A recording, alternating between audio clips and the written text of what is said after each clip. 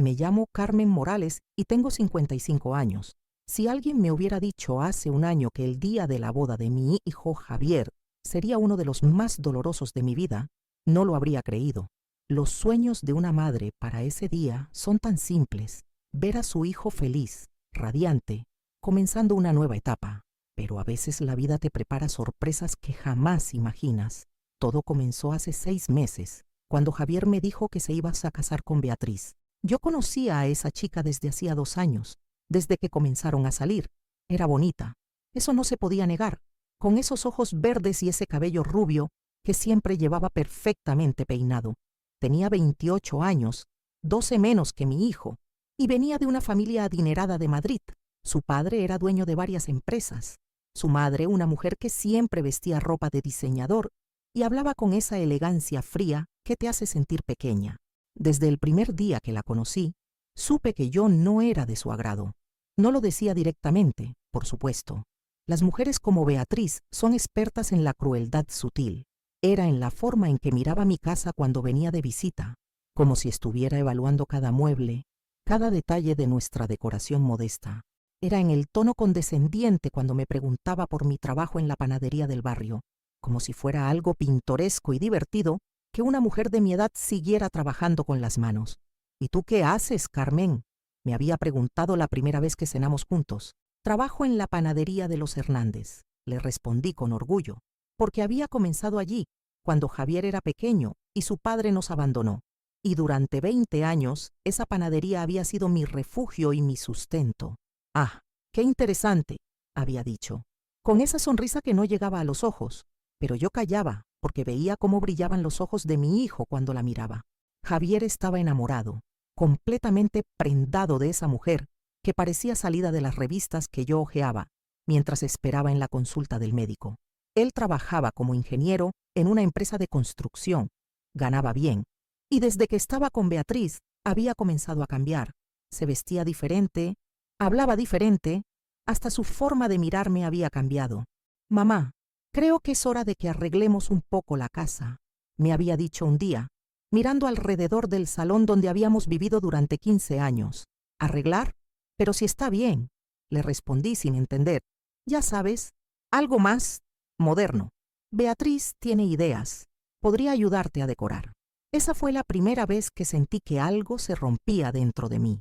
Mi casa, nuestro hogar, donde habíamos llorado juntos cuando su padre se fue, donde habíamos celebrado sus cumpleaños, sus graduaciones, donde habíamos construido nuestra pequeña familia de 2. Ahora no era suficiente, pero me tragué el dolor y sonreí. «Si eso te hace feliz, mijo», le dije. Los meses que siguieron fueron una preparación constante para la boda. Beatriz tenía todo controlado: el lugar, las flores, el menú, hasta el color de los manteles. A mí me consultaba sobre cosas menores, como si fuera una invitada más y no la madre del novio. «Carmen, hemos pensado que para la ceremonia sería mejor que te sientes en la tercera fila», me dijo un día, mientras revisaba la lista de invitados en mi propia cocina. «¿La tercera fila? Pero soy la madre de Javier», le dije, confundida. «Sí, claro, pero es que en la primera van mis padres, en la segunda mis abuelos y algunos tíos importantes. La tercera está perfecta para ti». Javier estaba allí y no dijo nada, solo me miró con esos ojos que me pedían que no hiciera un escándalo, que no arruinara la felicidad de su boda. «Está bien», murmuré, pero por las noches, cuando me quedaba sola en mi habitación, lloraba. Lloraba por el niño que había criado sola, por todas las noches que había trabajado hasta tarde para pagarle los estudios, por todos los domingos que habíamos pasado juntos viendo películas y comiendo palomitas caseras. Lloraba porque sentía que lo estaba perdiendo, que Beatriz lo estaba alejando de mí paso a paso, y él se dejaba llevar como si estuviera hipnotizado. Una semana antes de la boda, decidí hacer algo especial con mi cabello. Quería estar hermosa para mi hijo. Quería que se sintiera orgulloso de su madre. Fui a la peluquería de Pilar, que había sido amiga de mi madre y que conocía nuestras tradiciones familiares. «Quiero algo elegante para la boda de Javier», le dije. «¿Qué te parece si te hago el mismo recogido que llevaba tu madre en las ocasiones especiales?», me sugirió Pilar. Era tan elegante, tan señorial. «Te quedaría precioso». Mi madre había muerto 5 años atrás, y ese recogido alto, con ondas suaves alrededor del rostro, había sido su marca distintiva en las bodas y celebraciones familiares. Era un peinado que hablaba de dignidad, de tradición, de una mujer que sabía su lugar en el mundo y lo ocupaba con gracia. Sí, le dije, sintiendo por primera vez en meses una chispa de alegría. Hazme el peinado de mamá. El día de la boda amaneció hermoso. Era un sábado de mayo, con ese sol dorado de primavera que hace que todo parezca posible. Me levanté temprano, desayuné poco porque tenía el estómago cerrado por los nervios y me preparé con todo el cariño del mundo. Me puse el vestido azul marino que había comprado especialmente para la ocasión, los zapatos de tacón que me dolían, pero me hacían sentir más alta, más elegante. Cuando Pilar terminó con mi cabello, me miré al espejo y por un momento vi a mi madre, la misma altivez serena, la misma elegancia natural. Me sentí hermosa, me sentí digna de ser la madre del novio. Estás preciosa, Carmen, me dijo Pilar. Tu hijo se va a sentir orgulloso. Llegué a la iglesia de San Miguel con 15 minutos de antelación. Era una iglesia antigua del centro de Sevilla, con esas piedras doradas que brillan al sol de Andalucía. Había flores por todas partes, rosas blancas y lilas que llenaban el aire con su perfume dulce. Los invitados comenzaban a llegar, hombres en trajes oscuros, mujeres con vestidos de colores suaves y sombreros elegantes. Me dirigí hacia la entrada principal, donde sabía que debía esperar para el protocolo de entrada. Mi corazón latía fuerte, mezclando nervios y emoción. En unos minutos vería a mi hijo convertirse en esposo, comenzar su propia familia. Pensé en mi madre, en cómo le hubiera gustado estar allí, y toqué ligeramente mi cabello, sintiendo que de alguna manera ella estaba presente. Entonces vi llegar el coche de los novios, un Mercedes blanco, decorado con lazos y flores. Javier bajó primero, guapísimo en su smoking negro, con esa sonrisa nerviosa que yo conocía tan bien. Luego bajó Beatriz, y tuve que reconocer que estaba espectacular. Su vestido era una obra de arte, de seda blanca con encajes delicados, con una cola que se extendía como una nube detrás de ella. Su cabello rubio estaba recogido en un moño bajo, adornado con perlas, y su maquillaje era perfecto. Caminé hacia ellos, queriendo saludar a mi hijo antes de que comenzara la ceremonia. Quería decirle que lo amaba, que estaba orgullosa de él, que todo iba a salir perfecto. Pero cuando llegué hasta donde estaban, cuando Beatriz me vio acercarme con mi vestido azul y mi peinado tradicional, algo cambió en su rostro. Me miró de arriba abajo, y en sus ojos verdes vi algo que me heló la sangre. Desprecio puro y absoluto. Los invitados se habían congregado alrededor de los novios para felicitarlos antes de entrar a la iglesia.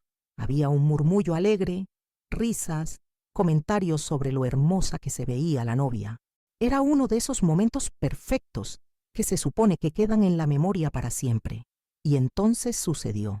Beatriz me vio acercarme, me vio con mi peinado que había elegido con tanto cariño, con mi vestido que había comprado con mis ahorros, con la ilusión brillando en mis ojos, y en lugar de la sonrisa que yo esperaba, en lugar del saludo cariñoso que merecía como madre del novio, abrió la boca y gritó con una voz que cortó el aire como un cuchillo: «¡Vieja ridícula!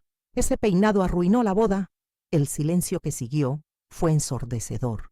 Todas las conversaciones se detuvieron de golpe. Los invitados se giraron para mirarme, algunos con la boca abierta, otros con expresiones de horror. Sentí que la sangre se me subía a la cara como una ola ardiente, que el corazón se me aceleraba tanto que pensé que iba a desmayarme allí mismo. Miré a mi hijo, esperando que dijera algo, que defendiera a su madre, que le pidiera a su novia que se disculpara. Pero Javier tenía la cara pálida, los ojos fijos en el suelo, como si deseara poder desaparecer. «Beatriz», murmuró, pero no fue más allá. Yo me quedé allí parada, sintiendo que todo el mundo me miraba, que me evaluaban, que se preguntaban qué tendría de malo mi peinado para merecer semejante humillación pública. Las lágrimas empezaron a picarme en los ojos, pero me negué a llorar. No delante de toda esa gente, no en el día de la boda de mi hijo. «Perdón», murmuré, y di media vuelta para alejarme de allí. Pero mientras caminaba hacia la entrada de la iglesia, con las mejillas ardiendo de vergüenza y el corazón roto en 1000 pedazos, algo comenzó a cambiar dentro de mí. La tristeza inicial comenzó a transformarse en algo diferente, algo más fuerte, porque ese peinado no era ridículo. Ese peinado llevaba la memoria de mi madre, la tradición de mi familia, la dignidad que había aprendido en años de trabajo honesto y amor incondicional. Y si Beatriz no era capaz de verlo, si mi propio hijo no era capaz de defenderlo, entonces quizás era hora de que les enseñara qué significaba realmente la elegancia. Entré a la iglesia con las piernas temblando, pero mantuve la cabeza alta. No iba a permitir que la humillación de Beatriz me quebrara, al menos no delante de todos esos invitados que seguían murmurando y lanzándome miradas de lástima. Caminé por el pasillo central, sintiendo cada paso como si caminara sobre cristales rotos, hasta llegar a esa famosa tercera fila que Beatriz me había asignado. Me senté en el extremo del banco, junto a una señora mayor que no reconocí y que me sonrió con gentileza. A mi lado se acomodó la tía Rosa, hermana de mi difunto esposo, una mujer de 65 años que nunca se guardaba lo que pensaba. Carmen, ¿pero qué le pasa a esa niña?, me susurró al oído, refiriéndose obviamente a Beatriz. Estás preciosa, ese peinado te queda divino, igual que el que llevaba tu madre en mi boda. Sus palabras fueron como un bálsamo para mi alma herida. Gracias, Rosa, le murmuré, sintiendo que al menos alguien entendía. ¿Y tu hijo? Dios mío, Carmen, no dijo ni una palabra para defenderte. Eso dolió más que las palabras de Beatriz, porque Rosa tenía razón.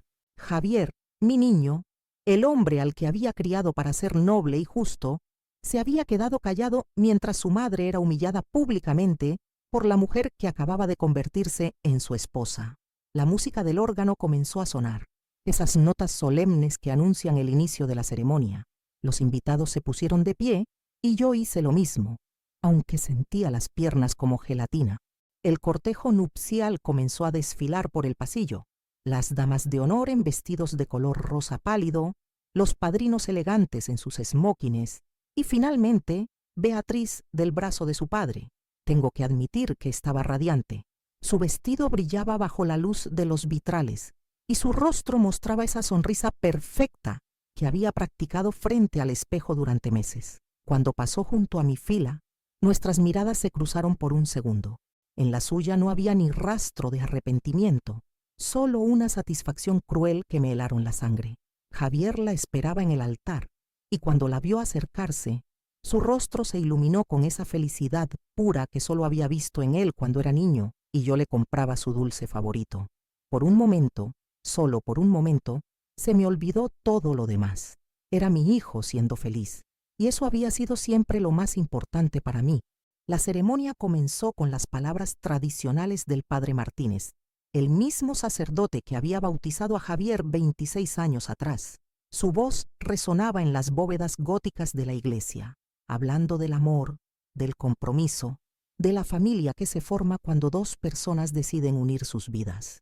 El matrimonio es una institución sagrada, decía, donde no solo se unen dos personas, sino dos familias, dos historias, dos tradiciones que se entrelazan para crear algo nuevo y hermoso. Mientras escuchaba estas palabras, pensé en mi propia historia, en la tradición que yo representaba. Pensé en mi madre, María del Carmen, que se había casado en esta misma iglesia en 1945, con un vestido que había cosido ella misma y el cabello peinado exactamente como yo lo llevaba hoy. Pensé en mi abuela, Esperanza, que había criado 7 hijos durante la guerra con la dignidad intacta y la cabeza siempre alta.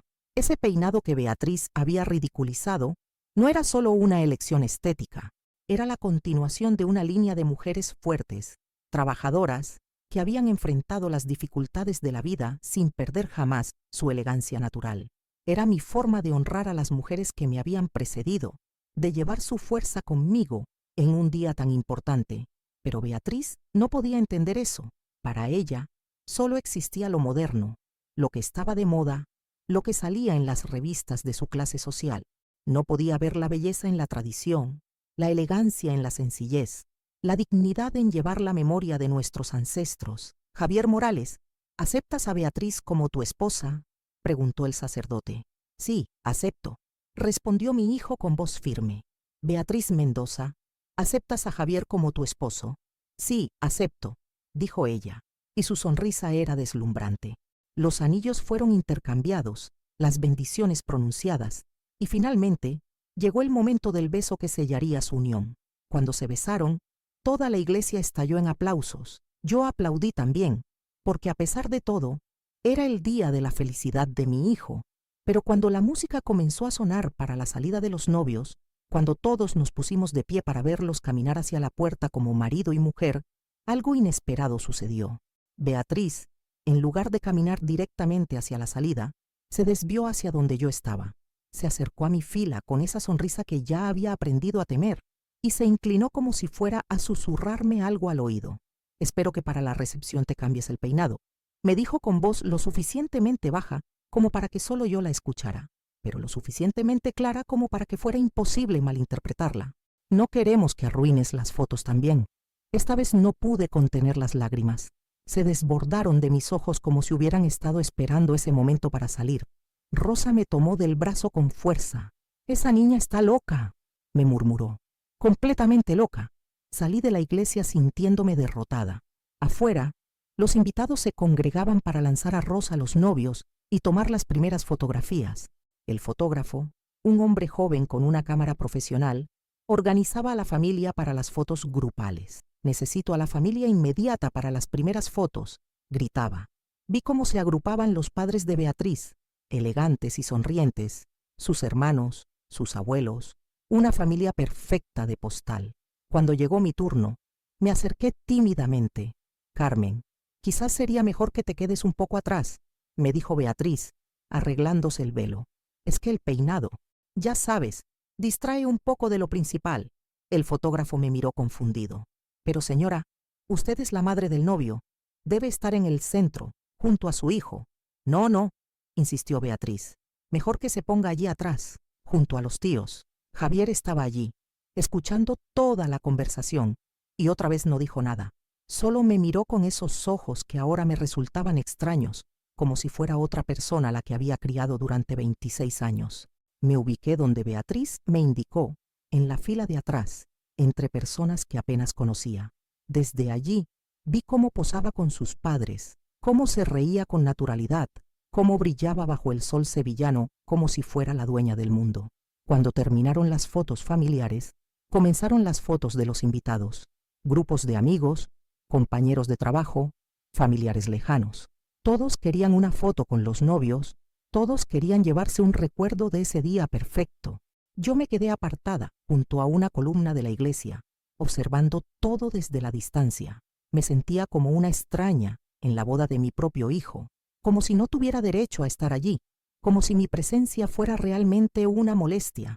«Carmen». Me giré y vi a Miguel, el padrino de Javier y su mejor amigo desde la infancia. Era un chico que había crecido prácticamente en mi casa, que había compartido miles de tardes de videojuegos y meriendas con mi hijo. «Miguel, qué gusto verte», le dije, intentando sonreír. «¿Estás bien? Te veo, no sé, triste». Miguel era de esas personas que no se conforman con las respuestas evasivas. Me conocía desde que era adolescente. Había visto cómo Javier y yo habíamos formado nuestro pequeño equipo después de que su padre nos abandonara. «Estoy bien, solo un poco emocionada». Mentí. «Carmen, te conozco desde hace 15 años. ¿Qué pasa?»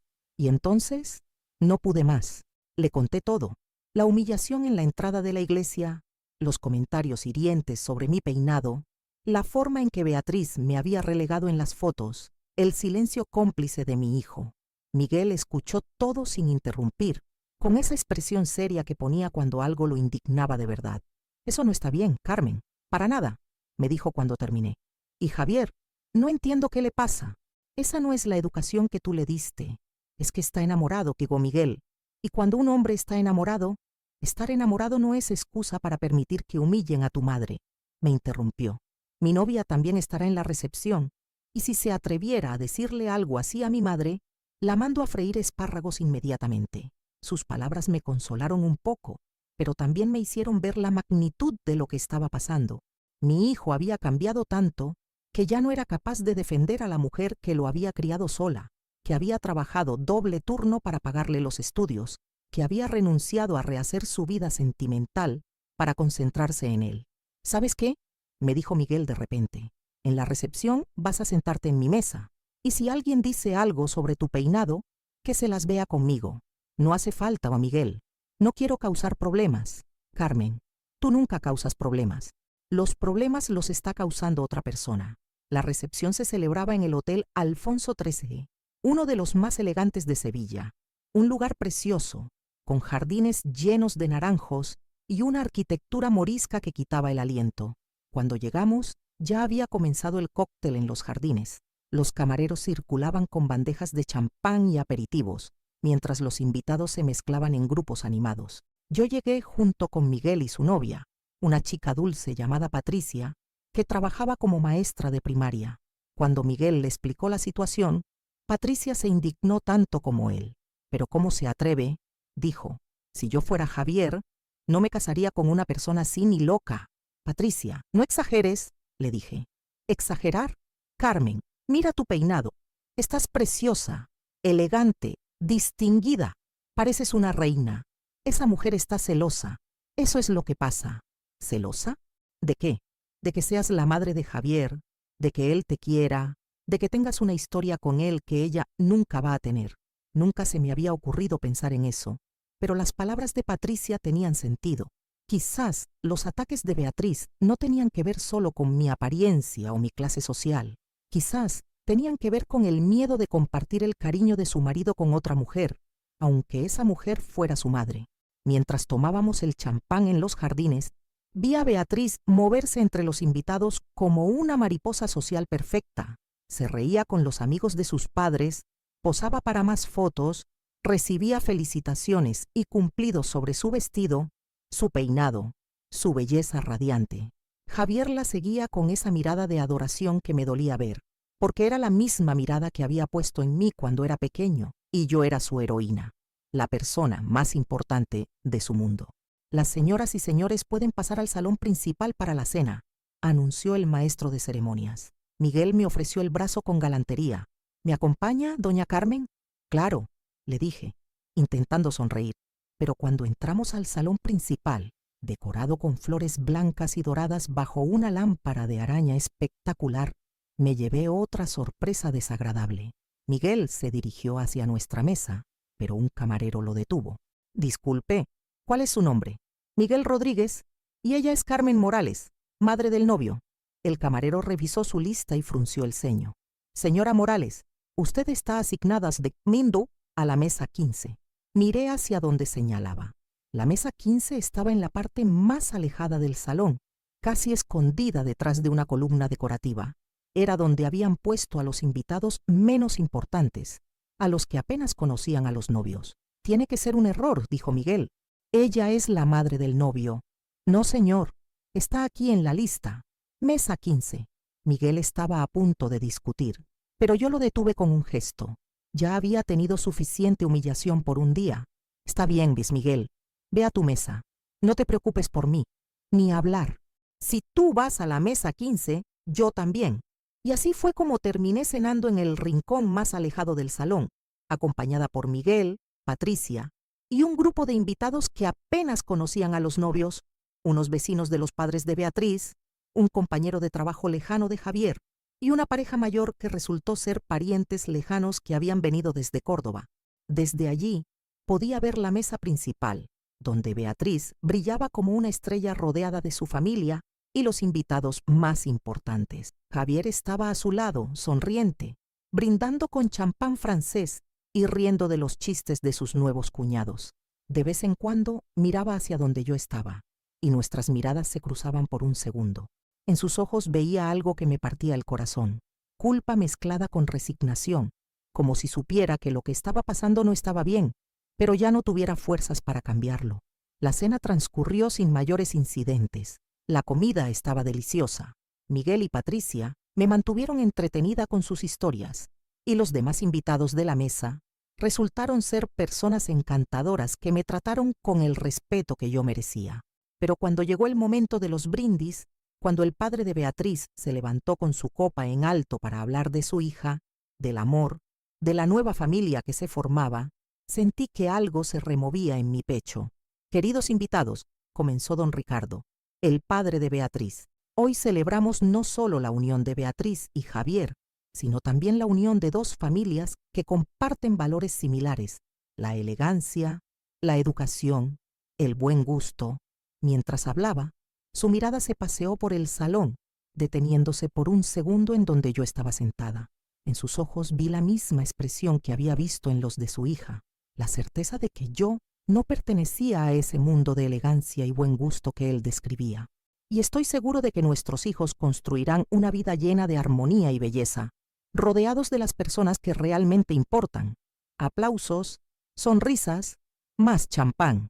Después habló la madre de Beatriz, doña Esperanza, una mujer delgada y refinada que llevaba un vestido de seda azul que probablemente costaba más que mi sueldo de 3 meses.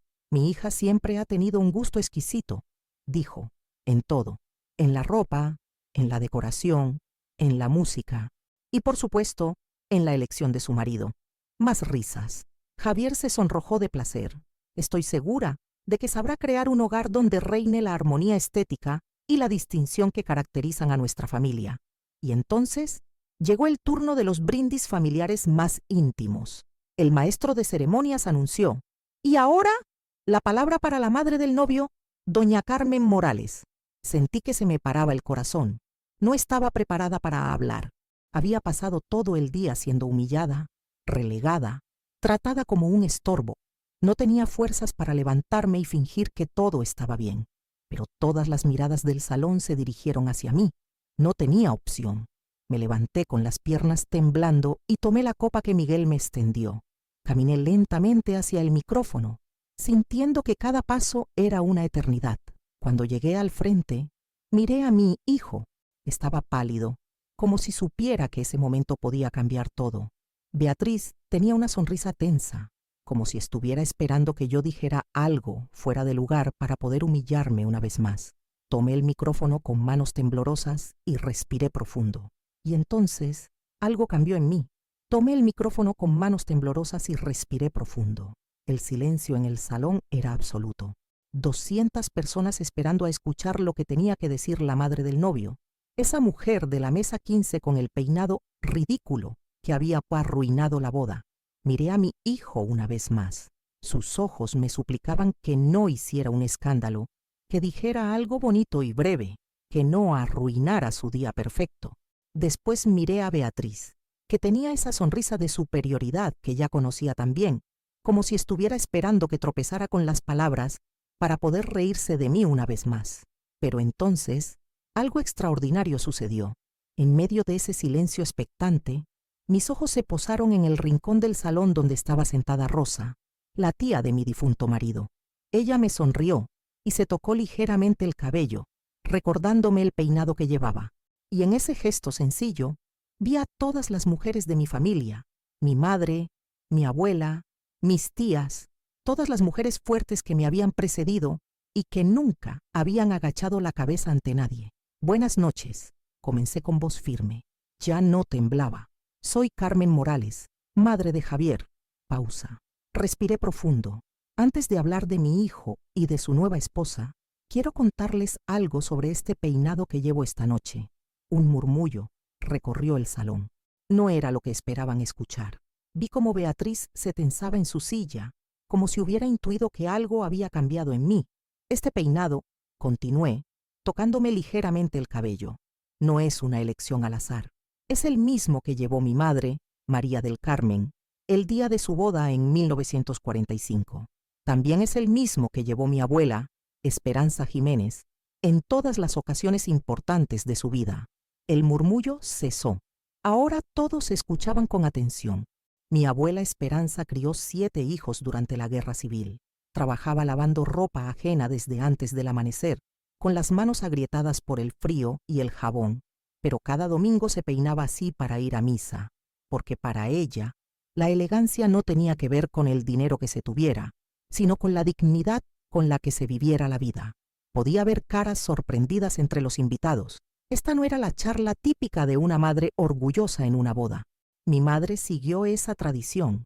Se casó con mi padre en esta misma iglesia de San Miguel, con un vestido que había cosido ella misma y este peinado que había aprendido de su madre. Cuando mi padre murió de tuberculosis y la dejó viuda con 3 niños pequeños, siguió peinándose así para ir a trabajar a la fábrica de conservas, porque creía que una mujer debe llevar su historia con orgullo, especialmente en los momentos difíciles. Javier me miraba con los ojos muy abiertos. Creo que nunca le había contado estas historias con tanto detalle. Yo continué, sintiendo que mi voz se hacía más fuerte con cada palabra. Elegí este peinado para el día de la boda de mi hijo porque quería honrar a esas mujeres extraordinarias que me enseñaron que el valor de una persona no se mide por lo que tiene, sino por cómo trata a los demás. El silencio era tan profundo que se podía escuchar el sonido de las copas posándose en las mesas. Cuando Javier tenía 5 años y su padre nos abandonó, yo tenía 2 opciones: hundirme en la autocompasión o sacar fuerzas de donde no las tenía. Elegí lo segundo. Trabajé en la panadería de los Hernández desde las 5 de la mañana hasta las 8 de la noche. Llegaba a casa con los pies hinchados y las manos llenas de harina, pero siempre encontraba tiempo para ayudarle con los deberes, para llevarlo al parque, para escuchar sus problemas de niño. Miré directamente a mi hijo. Sus ojos estaban brillantes, como si estuviera recordando esos momentos, los sábados, cuando otros niños iban a clases particulares de inglés o de música. Javier venía conmigo a la panadería. Aprendió a hacer pan, a tratar con los clientes, a entender que el trabajo honesto no es motivo de vergüenza, sino de orgullo. Aprendió que la verdadera educación no solo se recibe en colegios caros, sino en el ejemplo diario de las personas que te rodean. Ahora podía ver cómo algunos invitados se removían incómodos en sus asientos, especialmente la familia de Beatriz. Le enseñé que la elegancia real no está en las marcas de ropa que lleves o en el coche que conduzcas. Está en cómo tratas a la persona que te sirve el café, en si ayudas a un anciano a cruzar la calle, en si defiendes a quien no puede defenderse solo. Mi voz se quebró ligeramente en esta última frase, porque sabía que mi hijo no había defendido a su propia madre cuando más lo necesitaba. Durante 21 años, Javier y yo fuimos un equipo. Él era mi razón de levantarme cada mañana, mi motivación para seguir adelante cuando todo parecía imposible. Cuando se graduó de ingeniero, lloré de orgullo, no solo porque hubiera conseguido un título universitario, sino porque se había convertido en un hombre bueno, respetuoso, que sabía valorar a las personas por su corazón y no por su apariencia. Hice una pausa y miré a Beatriz directamente. Por eso me duele tanto que hoy, en el día de su boda, haya perdido esos valores que tanto me costó inculcarle. Me duele que haya permitido que se me trate con desprecio, que se me ridiculice, que se me aparte como si fuera un estorbo en lugar de la mujer que lo trajo al mundo y lo crió con amor. Un silencio sepulcral reinaba en el salón. Algunos invitados miraban a Beatriz, otros a Javier, otros no sabían dónde mirar. Pero ¿saben qué? Continué. Y ahora mi voz sonaba más firme que nunca. No vine aquí a quejarme ni a buscar lástima. Vine a celebrar que mi hijo ha encontrado a alguien que lo hace feliz. Y aunque esa persona no me considere digna de formar parte de su nueva familia, aunque piense que mi peinado, mi ropa o mi forma de hablar no están a la altura de sus estándares, yo seguiré siendo la madre de Javier. Levanté mi copa. Así que brindo por los novios. Brindo porque construyan una familia basada en el amor verdadero, no en las apariencias. Brindo porque aprendan que la belleza real está en la bondad, en la generosidad, en la capacidad de hacer sentir importantes a las personas que amas. Y brindo especialmente porque mi nuera descubra algún día que juzgar a las personas por su aspecto dice mucho más de quien juzga que de quien es juzgado. Bebí de mi copa y dejé el micrófono sobre la mesa. El silencio que siguió fue ensordecedor. Nadie sabía si aplaudir, si beber, si hacer algún comentario. Yo caminé de vuelta a mi mesa con la cabeza alta, sintiendo que por primera vez en todo el día podía respirar con normalidad. Cuando llegué a donde estaba Miguel, él me recibió con un abrazo fuerte. «Carmen, eso ha sido increíble», me susurró. Patricia tenía lágrimas en los ojos. «Eres una mujer extraordinaria», me dijo. «Y si ellos no lo ven, es su problema». Gradualmente, el murmullo de conversaciones comenzó a llenar el salón otra vez, pero algo había cambiado. Podía sentirlo en el ambiente. Las miradas que recibía ahora no eran de lástima, sino de respeto. Algunas señoras mayores me sonreían con aprobación.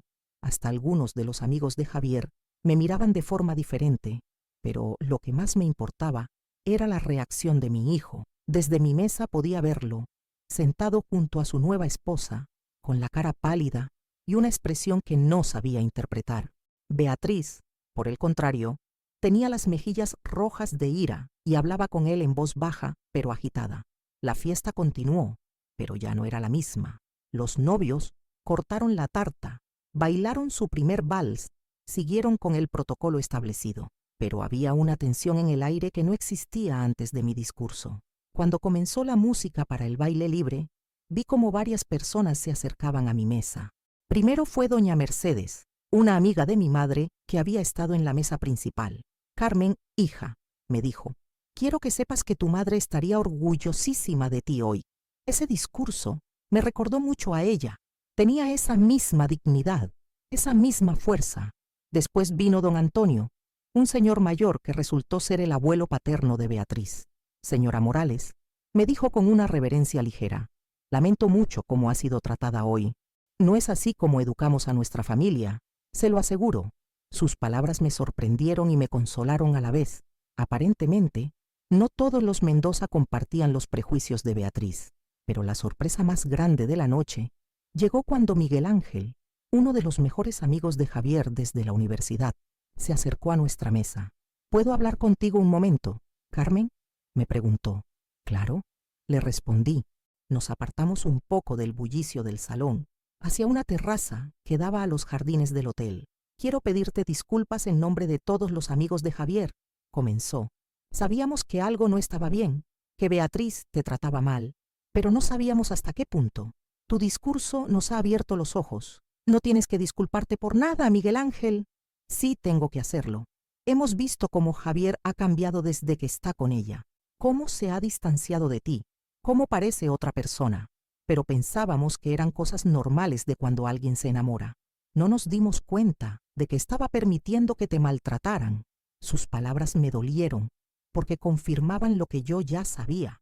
Mi hijo había cambiado, y no para mejor. ¿Sabes qué es lo más triste?, continué.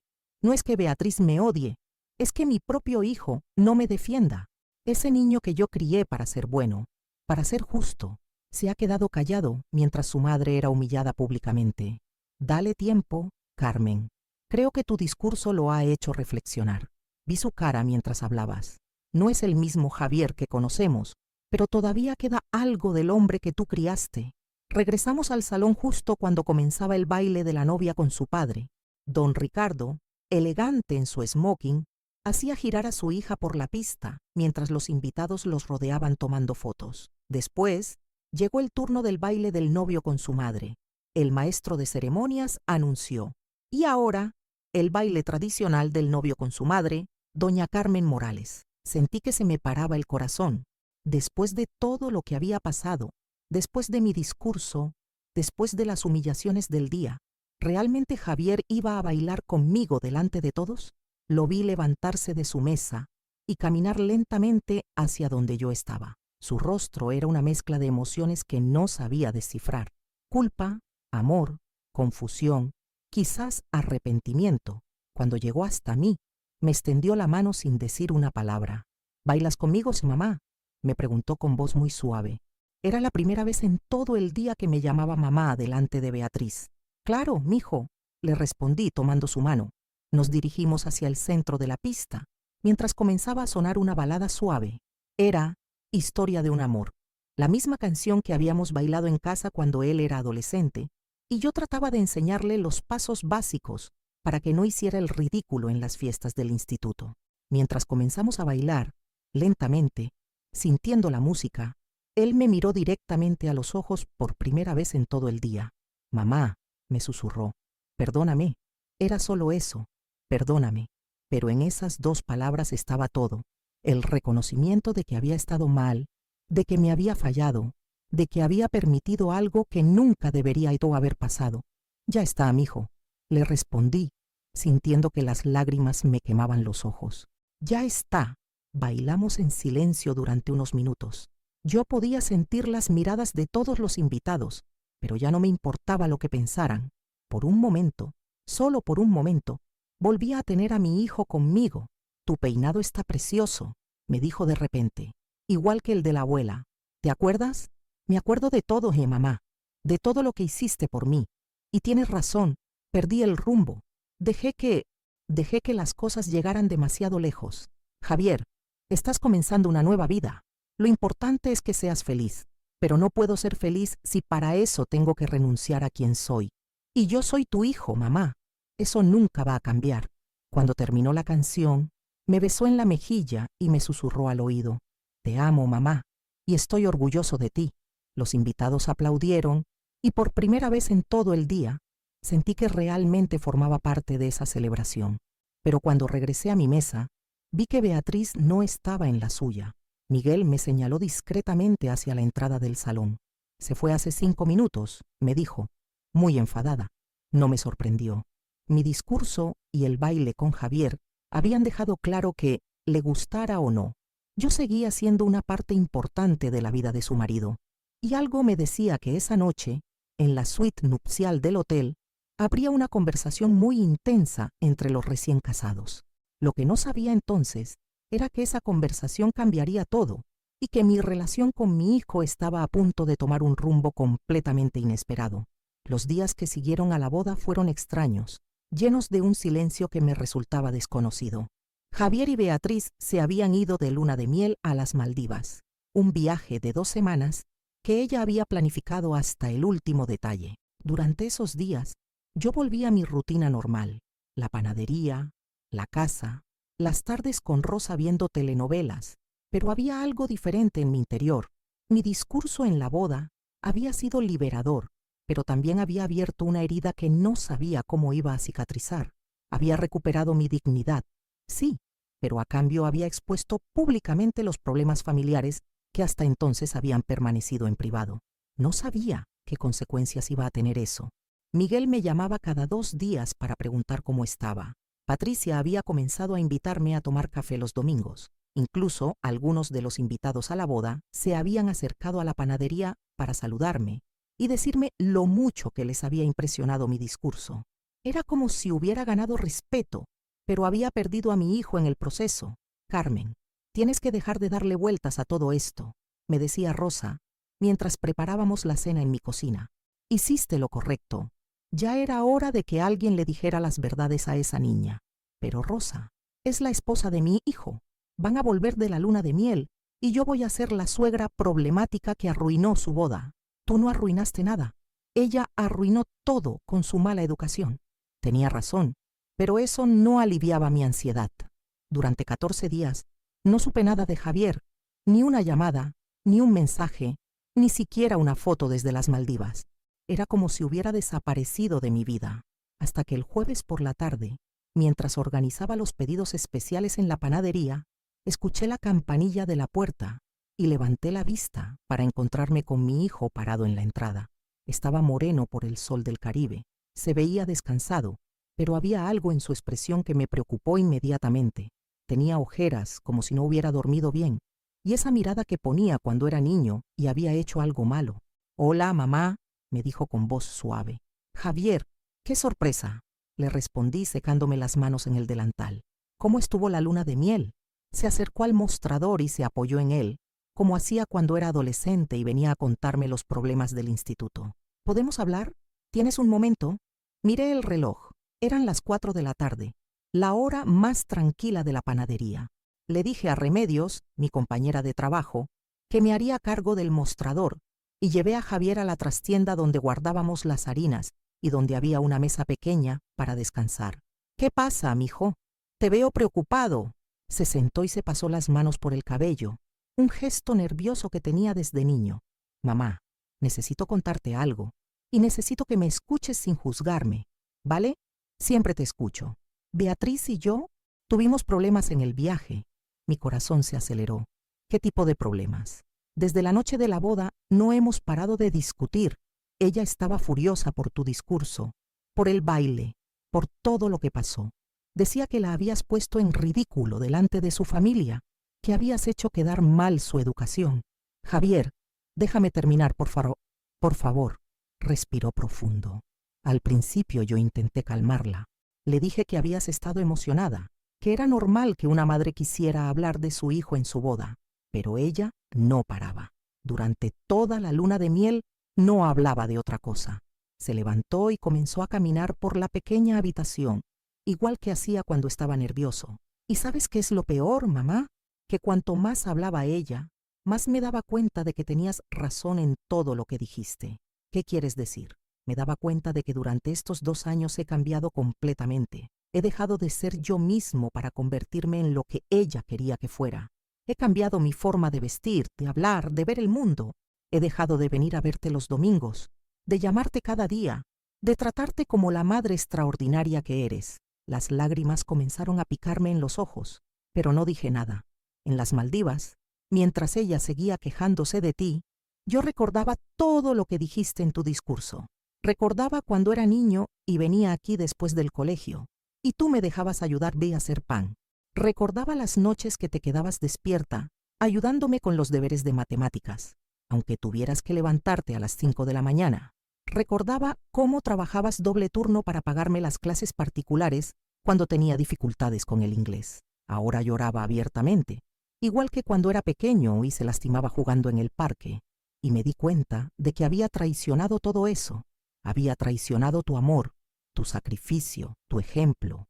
Había dejado que mi esposa te humillara públicamente, y yo no había dicho ni una palabra para defenderte. Me levanté y lo abracé fuerte, Stone, como cuando era niño y necesitaba consuelo. Ya está, mijo, ya está.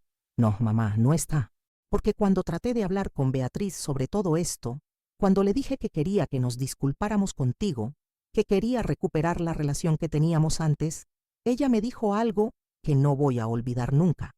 Se separó de mí y me miró directamente a los ojos. Me dijo que tenía que elegir, o ella o tú, que no iba a permitir que una mujer de clase baja influyera en nuestro matrimonio, que si yo quería ser su marido tenía que cortar los lazos contigo definitivamente.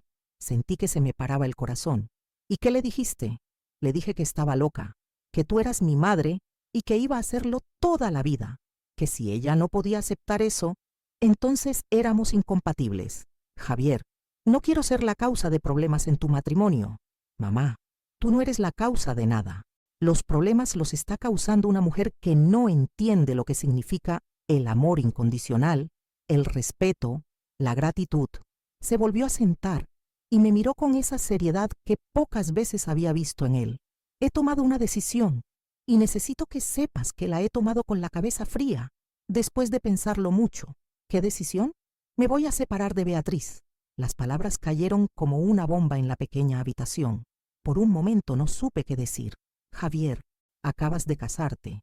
Han pasado solo 2 semanas y han sido las 2 semanas más claras de mi vida. ¿Sabes lo que es estar de luna de miel con alguien que no para de criticar a tu madre? ¿Sabes lo que es darte cuenta de que la persona con la que te has casado desprecia todo lo que tú valoras? Se pasó las manos por la cara. Mamá, durante estos 2 años me enamoré de una imagen. Me enamoré de lo bonita que era Beatriz, de lo elegante que parecía, de cómo me hacía sentir importante cuando salíamos a restaurantes caros, pero nunca me enamoré de su corazón, porque su corazón es frío y despiadado. Pero, mijo, el matrimonio es para toda la vida. Quizás con el tiempo... No, mamá, algunas cosas no cambian, y la forma en que ella te trató, la forma en que habla de la gente que considera inferior, la forma en que me pidió que te borrara de mi vida, eso no va a cambiar nunca. Se levantó y se acercó a la ventana que daba al callejón donde jugábamos al fútbol cuando él era niño. ¿Sabes cuándo me di cuenta de que había cometido el error más grande de mi vida? Cuando estábamos cenando en un restaurante de la playa en Maldivas, y Beatriz se quejó porque el camarero, un chico muy joven, se había equivocado al traer la orden. Le gritó delante de todo el mundo. Lo humilló, lo hizo sentir como si fuera basura. Y yo vi en ese momento a mi madre trabajando en la panadería, sirviendo a los clientes con una sonrisa, y me imaginé a alguien tratándola así. Regresó hacia donde yo estaba. Ese fue el momento en que entendí tu discurso completamente. Entendí que el respeto no se compra, que la elegancia real está en cómo tratas a los demás, no en la ropa que llevas puesta. Javier, entiendo lo que me dices, pero una separación es algo muy serio. Van a hablar, van a juzgarte. Ya están hablándome, mamá. Desde tu discurso en la boda, ya están hablando. Pero prefiero que hablen de mí como el hombre que defendió a su madre, y no como el cobarde que la traicionó. Me tomó las manos. Necesito que sepas algo más. Beatriz me amenazó.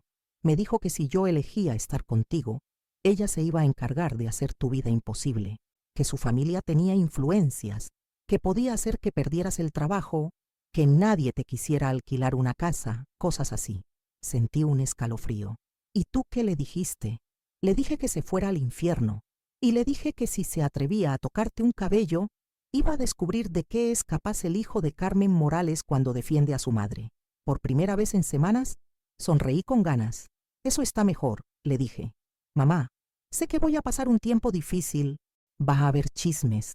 Va a haber gente que piense que estoy loco por separarme de una mujer tan bella y con tanto dinero, pero prefiero pasar dificultades siendo el hombre que tú me enseñaste a ser, que vivir cómodamente siendo alguien que no reconozco.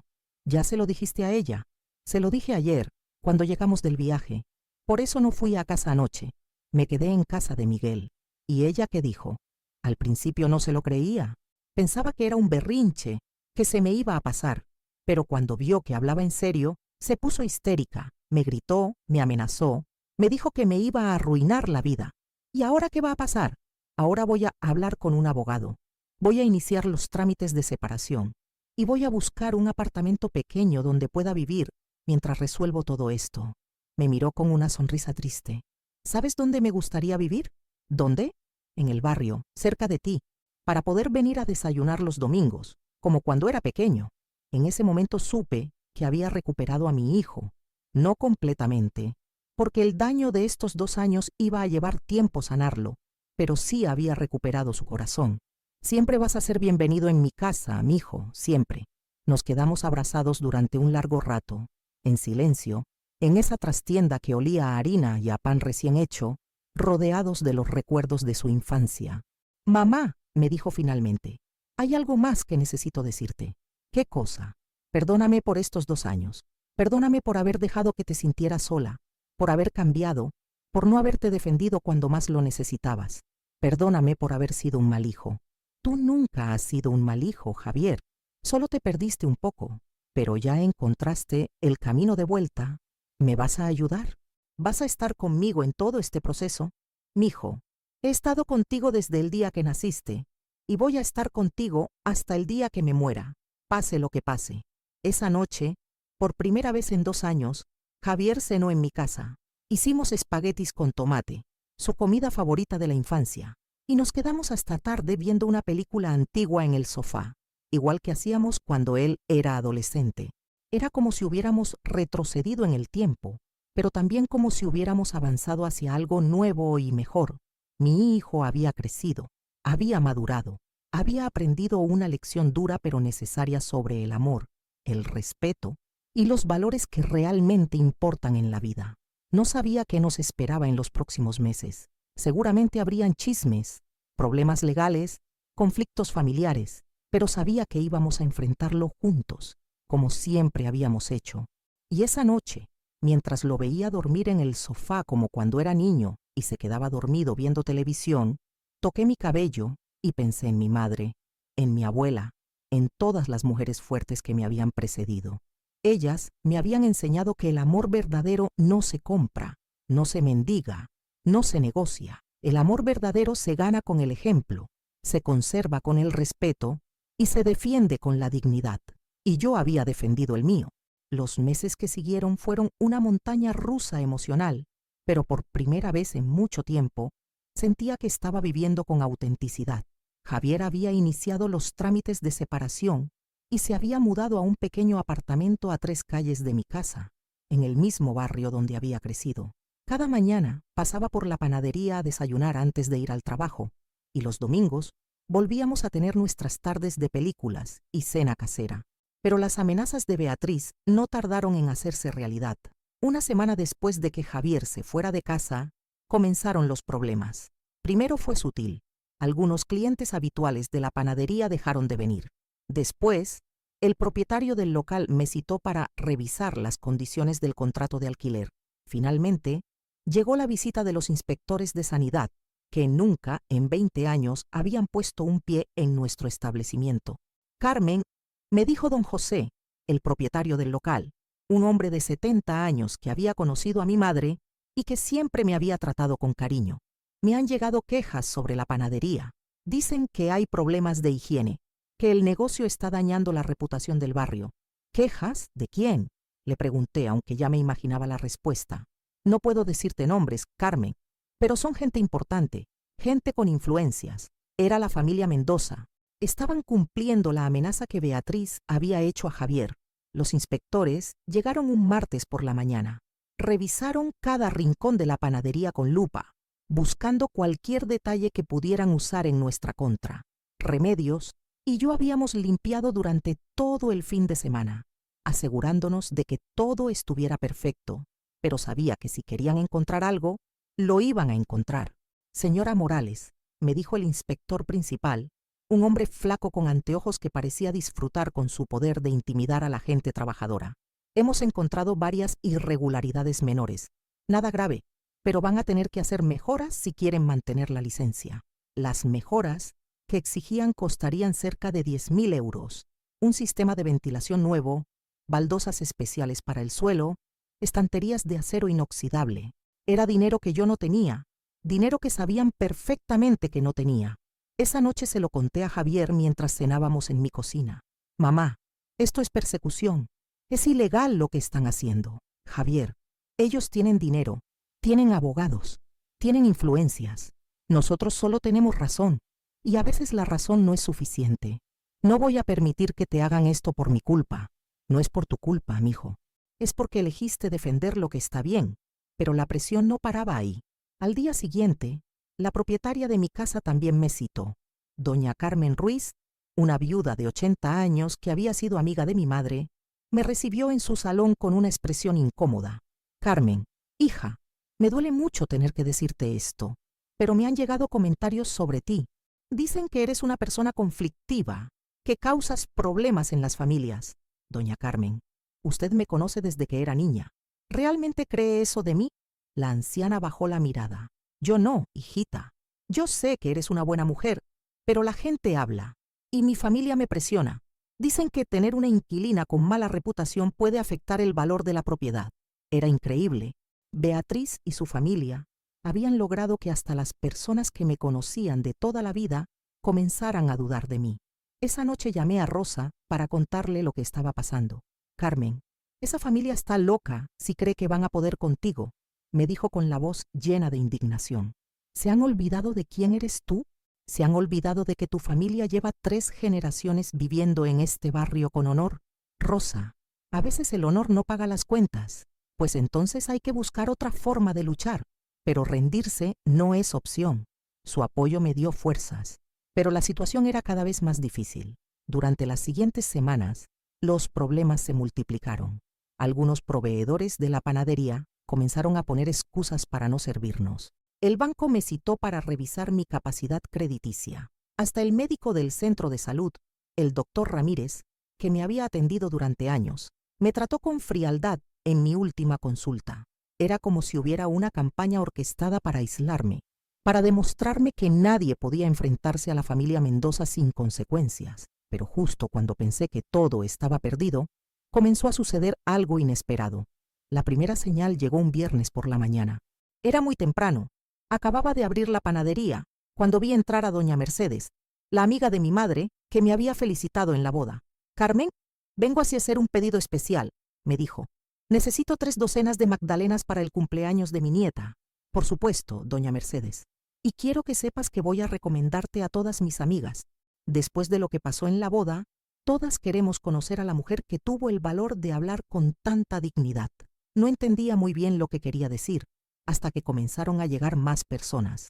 Primero fueron señoras mayores del barrio, después jóvenes que habían oído la historia, después familias enteras que querían conocer a la señora del discurso de la boda. Miguel me explicó lo que estaba pasando. Carmen, tu discurso se volvió famoso. Alguien lo grabó y lo ha estado compartiendo por WhatsApp.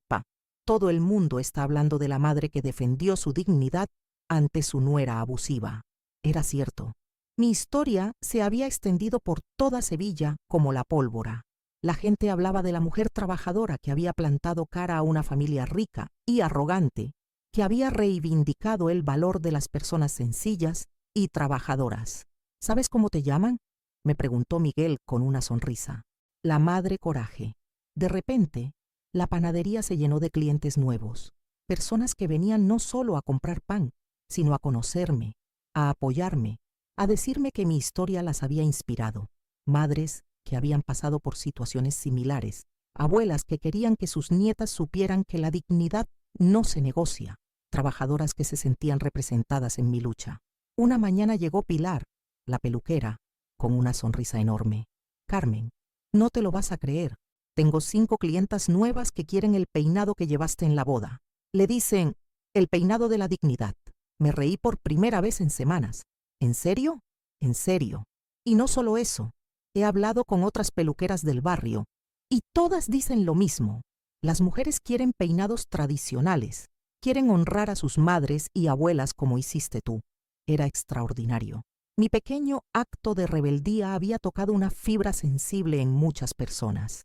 En una sociedad donde cada vez más se valoraba solo lo superficial y lo moderno, mi reivindicación de las tradiciones familiares y el respeto a los mayores había resonado profundamente, pero la señal más clara de que las tornas estaban cambiando llegó cuando don Antonio, el abuelo paterno de Beatriz, apareció un día en la panadería. Señora Morales, me dijo con solemnidad, vengo a pedirle disculpas en nombre de mi familia. No es necesario, don Antonio. Sí es necesario. Lo que ha hecho mi nieta es imperdonable, y lo que están haciendo ahora para perseguirla es criminal. Me miró directamente a los ojos. Quiero que sepa que yo no sabía nada de las presiones que están ejerciendo sobre usted. Cuando me enteré, tuve una conversación muy seria con mi hijo Ricardo. Le dije que si no paraba inmediatamente esta persecución, yo mismo iba a hacer público todo lo que está pasando, y que le dijo él que no podía controlar a Beatriz, que ella actuaba por su cuenta. Pero yo no soy tonto, señora Morales. Sé que una niña de 28 años no tiene tantos contactos e influencias. Alguien la está ayudando. Don Antonio sacó un sobre de su chaqueta. Esto es para los gastos de las mejoras que le han exigido en la panadería. Y esto otro, me entregó una tarjeta. Es el teléfono de mi abogado. Si vuelven a presionarla, llámelo inmediatamente.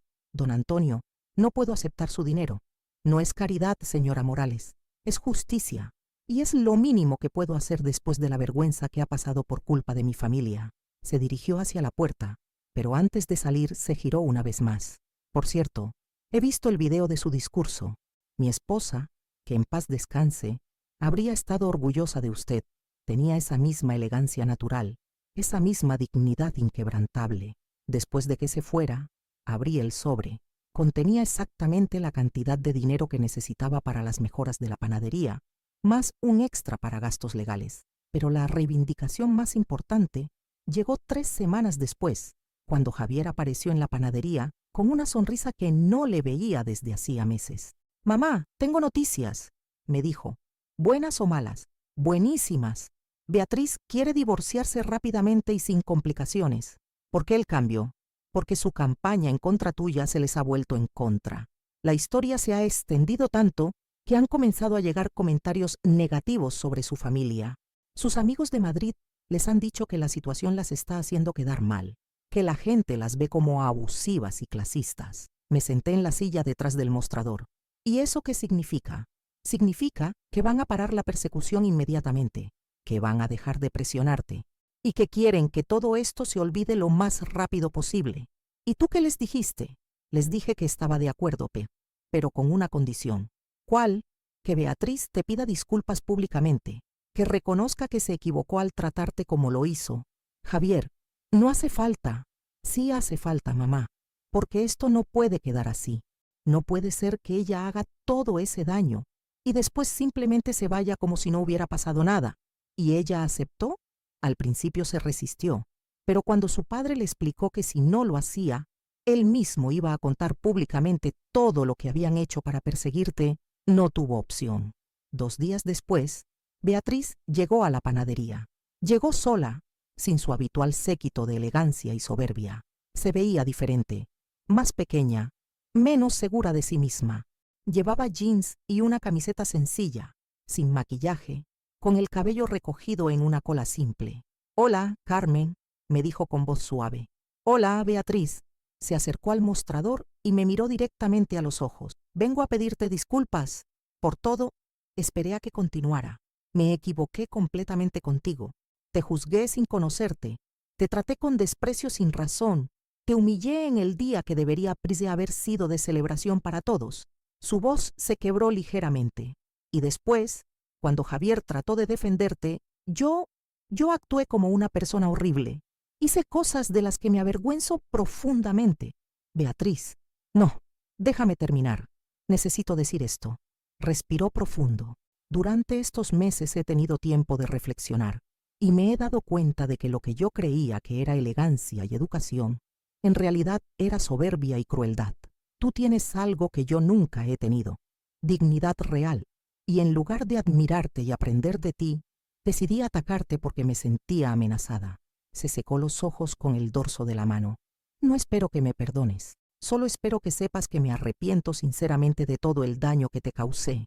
Nos quedamos en silencio durante unos segundos. Yo podía ver que sus disculpas eran genuinas, que realmente se había dado cuenta de la gravedad de sus acciones. «Beatriz», le dije finalmente, «todos cometemos errores. Lo importante es ser capaz de reconocerlos y aprender de ellos. ¿Me perdonas? Ya te perdoné hace tiempo. El rencor solo envenena a quien lo guarda». Ella sonrió por primera vez desde que había entrado. «Gracias. Y quiero que sepas algo más. Javier es un hombre extraordinario. Tú lo criaste bien. Yo no supe valorarlo. Él también te quiso mucho, Beatriz. Solo que a veces el amor no es suficiente si no hay respeto mutuo». Se dirigió hacia la puerta, pero antes de salir se giró una vez más. «Tu peinado en la boda estaba precioso, y tu discurso fue valiente y hermoso. Ojalá yo tenga algún día la mitad de tu fortaleza». Después de que se fuera, me quedé pensando en lo extraña que es la vida. Beatriz había comenzado siendo mi enemiga, la persona que amenazaba con alejarme de mi hijo, pero al final, nuestro conflicto había sido el catalizador para que Javier redescubriera sus valores y para que yo encontrara una fuerza que no sabía que tenía. 6 meses después, Javier conoció a Lucía, una maestra de primaria que trabajaba en una escuela del barrio.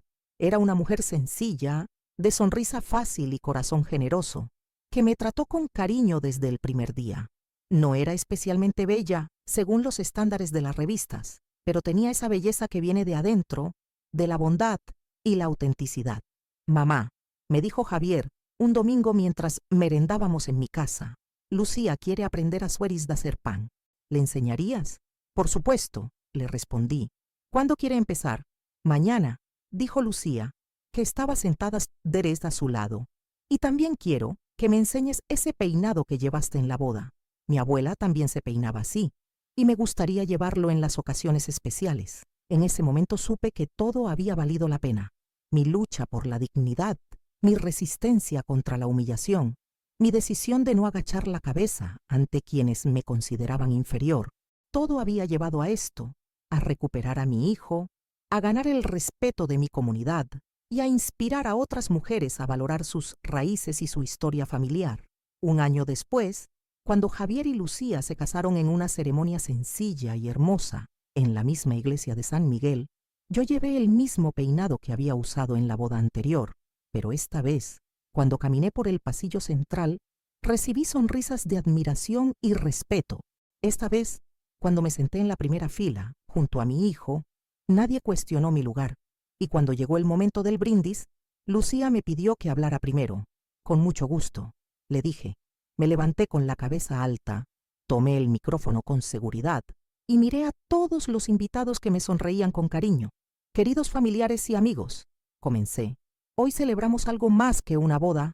Celebramos el triunfo del amor verdadero sobre las apariencias, de los valores auténticos sobre las convenciones sociales, de la humildad sobre la soberbia». Miré a mi hijo y a su nueva esposa, que me escuchaban con los ojos brillantes. Durante muchos años pensé que mi función como madre era criar a mi hijo para que fuera exitoso en el mundo, pero he aprendido que mi verdadera función era criarlo para que fuera una buena persona. Y hoy, viendo cómo ha elegido construir una familia basada en el respeto, el cariño y la sencillez, sé que cumplí con esa misión. Levanté mi copa, brindo por Javier y Lucía, brindo porque construyan una familia donde se honre a los ancestros, se respete a los diferentes y se valore a las personas por su corazón y no por su cuenta bancaria. Los aplausos fueron largos y sentidos, pero lo que más me emocionó fue ver que varias mujeres del público se tocaban el cabello, recordando a sus propias madres y abuelas, honrando sus propias tradiciones familiares. Después de la ceremonia, mientras ayudaba a servir la cena en la celebración, que se hizo en el patio de la casa de los padres de Lucía, una joven se me acercó. «Señora Carmen», me dijo, «soy periodista del diario local. Me gustaría escribir un artículo sobre su historia. Creo que muchas mujeres podrían sentirse inspiradas». «¿Mi historia?», le pregunté sorprendida. «La historia de la mujer que no se dejó humillar, que defendió su dignidad contra viento y marea y que al final ganó no solo el respeto de su comunidad, sino también el amor renovado de su hijo». Esa noche, mientras recogía los platos y ordenaba la casa después de la celebración, pensé en el camino recorrido desde aquel día terrible en la iglesia. Había comenzado como la madre humillada, la mujer relegada que no encajaba en el mundo elegante de su nuera, pero había terminado siendo algo que nunca imaginé, un símbolo de resistencia, un ejemplo de que la dignidad no se compra ni se vende, solo se defiende. Mi peinado, que Beatriz había llamado ridículo, se había convertido en un símbolo de tradición y respeto familiar. Mi discurso, que había nacido de la desesperación y el dolor, había inspirado a cientos de mujeres a valorar su propia historia y a no dejarse menospreciar por nadie. Y mi hijo, que había perdido el rumbo seducido por las apariencias, había encontrado el camino de vuelta a los valores que realmente importan. Esa noche, antes de acostarme, me peiné frente al espejo de mi habitación, como lo había hecho mi madre, como lo había hecho mi abuela, y mientras me observaba, pude ver en mi reflejo a todas las mujeres fuertes que me habían precedido, y también a todas las que vendrían después, inspiradas por mi ejemplo, porque al final esa es la verdadera herencia que podemos dejar. No dinero, no propiedades, no títulos nobiliarios, sino la certeza de que es posible vivir con dignidad, de que es posible defender lo que uno cree sin importar el precio, y de que el respeto verdadero se gana con el ejemplo, no con la imposición. Mi historia no terminó con una venganza espectacular, ni con la ruina de mis enemigos. Terminó con algo mucho más valioso, con la recuperación de mi hijo, con el respeto de mi comunidad y con la certeza de que había sido fiel a los valores que mis ancestros me habían enseñado. Y cada vez que una mujer se niega a ser humillada, cada vez que alguien defiende a su familia con dignidad, cada vez que una persona elige la autenticidad sobre las apariencias, mi historia se sigue escribiendo, porque la verdadera elegancia no es lo que llevas puesto, es lo que llevas dentro.